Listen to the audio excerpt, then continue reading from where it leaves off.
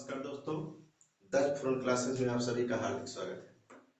दोस्तों, आप लोगों ने काफी डिमांड किया कि सर इतिहास और भूगोल, संविधान, विज्ञान, अर्थव्यवस्था, मैथ, रीजनिंग जितने भी पार्ट हैं सबको पार्ट वाइज, जितने भी सब्जेक्ट है पार्ट वाइज से सर लाइए।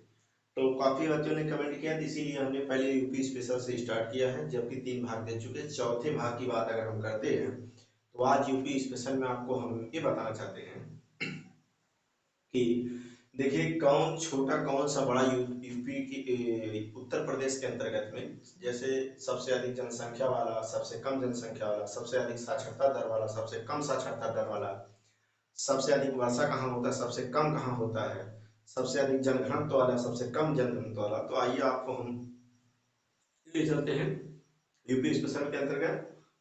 और ऐसे आपको मैं 2 मिनट का समय और ले रहा हूँ कि हमने बताया था उत्तर प्रदेश का आकार कैसा होता है, गैडे के आकार का होता है। अगर गैडा नहीं मिलता है तो लंबवत लगा देंगे पेपर में। अगर पूछा गया उत्तर प्रदेश कैसे बना है तो सर याद रखिएगा, एक देश जो नेपाल है, केंद्र शासित प्रदेश दिल्ली है और 8 राज्यों से मिलकर हमारा यूपी बना हुआ है। उत्तर प्रदेश का उत्तर से दक्षिण तक की दूरी बताया गया था, तो उत्तर प्रदेश का उत्तर से दक्षिण तक की दूरी 240 है, पूर्व से पश्चिम तक की दूरी 650 है। तो यहाँ तक की सब जानकारी आपको हो ही गया है। आप वीडियो को पॉज करते हुए नोट्स बनाते चलिएगा। तो आइए हम बात करते हैं, आपको बताते हैं कि अगर पूछा जाए हापुड़, जो हापुड़ है, हापुड़ जिले की बात अगर करते हैं तो क्षेत्रफल की दृष्टि से सबसे छोटा वाला जिला है। क्षेत्रफल की दृष्टि से, एरिया, जिसका एरिया कम है। क्षेत्रफल मतलब क्या होता है, एरिया। क्षेत्रफल की दृष्टि से सबसे छोटा वाला जिला, तो जो सबसे छोटा वाला जिला वो कौन सा है, वो हापुड़ है। ठीक है, यहाँ तक क्लियर हुआ। अब बात हम करते हैं लखीमपुर खीरी की बात करते हैं। क्षेत्रफल की दृष्टि से सबसे अधिक जनसंख्या वाला जिला, तो क्षेत्रफल की दृष्टि से सबसे अधिक जनसंख्या वाला, क्षेत्रफल की दृष्टि से क्षेत्रफल की दृष्टि में सबसे अधिक जनसंख्या जो रहता है, लखीमपुर खीरी।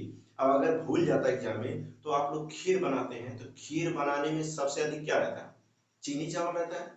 तो खीरी से याद रखिएगा लखीमपुर खीरी, और याद रखिएगा सबसे जनसंख्या वाला, क्षेत्रफल की दृष्टि से सबसे अधिक जनसंख्या वाला ये जिला कहा जाता है।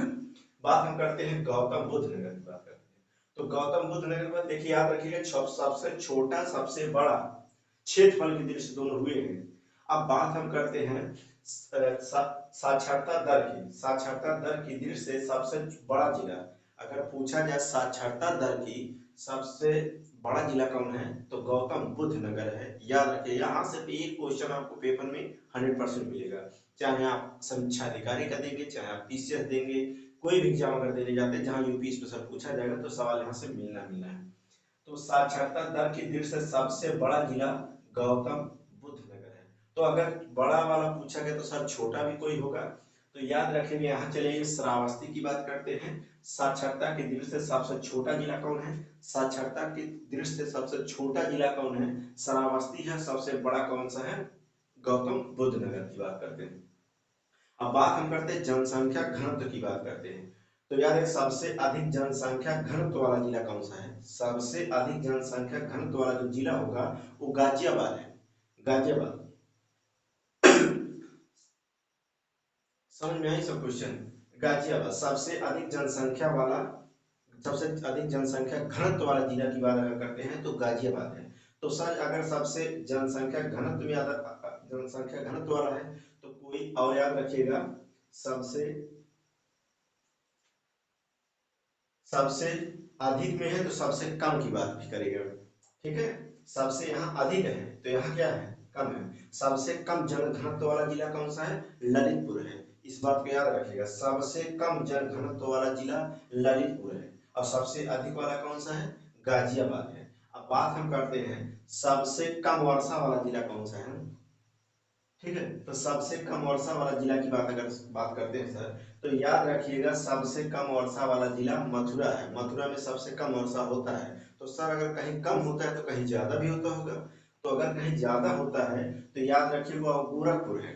तो सर्वाधिक वर्षा वाला जिला, सबसे अधिक वर्षा कहाँ होता है, गोरखपुर में होता है। सबसे अधिक गोरखपुर में होता है और सबसे कम किस में होता है, मथुरा में होता है। याद रखेगा, सबसे कम जनसंख्या वाला जिला, सबसे कम जनसंख्या वाला जिला, तो याद रखिएगा वो महोबा है। सबसे कम जनसंख्या वाला जिला क्या है? महोबा। और महोबा पान के लिए भी प्रसिद्ध है, प्रसिद्ध वाली चीजें आगे चल के पढ़ाते हैं। ठीक है, तो सबसे कम जनसंख्या वाला जिला की बात करते हैं महोबा। तो सबसे कम अगर है तो सबसे कहीं ज्यादा भी होगा, तो ठीक है, सबसे ज्यादा। तो याद रखिएगा सबसे अधिक जनसंख्या वाला जिला, अगर यहाँ सर कम है तो सबसे अधिक वाला कहाँ है? प्रयागराज में। प्रयागराज में याद रखें सबसे अधिक जनसंख्या वाला जिला प्रयागराज में है। तो याद रखिएगा यहाँ से प्रश्न क्या बने, जनघनत्व में सबसे अधिक सबसे कम, क्षेत्रफल की दृष्टि से सबसे अधिक सबसे कम, वर्षा की दृष्टि से सबसे अधिक सबसे कम, जनसंख्या की दृष्टि से सबसे कम सबसे अधिक। ठीक है, और याद रखिएगा जन घन साक्षरता दर में सबसे अधिक सबसे कम। तो ये सवाल जो यहाँ से बनते हैं, यहाँ से आपके पेपर में क्वेश्चन मिलना ही मिलना है 100%। इसके बाद हम लोग अगले वीडियो में मिलते हैं, कुछ मुख्यालय पढ़ते हैं। अब मुख्यालय के बाद हम लोग पढ़ेंगे कुछ जैसे हवाई अड्डे फेमस है, ठीक है, कौन सा हवाई अड्डा किस जिले में पड़ता है। उसके बाद हम लोग पढ़ते हैं कौन सा चीज है ताला चाबी के लिए क्या प्रसिद्ध है। ठीक है, पेठा नगरी किसे कहा जाता है, चमड़ा उद्योग के लिए कौन प्रसिद्ध है, पान के लिए कौन प्रसिद्ध है, लकड़ी की नक्काशी के लिए कौन प्रसिद्ध है, ठीक है, टेराकोटा के लिए किस क्या प्रसिद्ध है, कौन सा जिला प्रसिद्ध है। तो ये सब अगले वीडियो मिलते हैं। बस आप लोग के वही एक ही निवेदन है कि आप लोग वीडियो को ज्यादा से ज्यादा लाइक शेयर सब्सक्राइब करते रहिएगा और लगातार आप लोग नोट्स बनाते जाइएगा। आगामी जो जितनी परीक्षाएं हैं आपका पूर्ण रूप से तैयारी करा दिया जाएगा, जिसमें से आपका जीएस तो आपको एकदम मजबूत करा दिया जाएगा, उसके लिए टेंशन ना लीजिएगा। ठीक है, तो आप लोग इस चैनल पे बने रहिएगा। 10-411 क्लासेस, अगर ऑफलाइन क्लास करना चाहते हैं तो नागपुर 10-411 क्लासेस, नागपुर बाजार जलालपुर। ठीक है, मिलते हैं अगले वीडियो में मित्रों।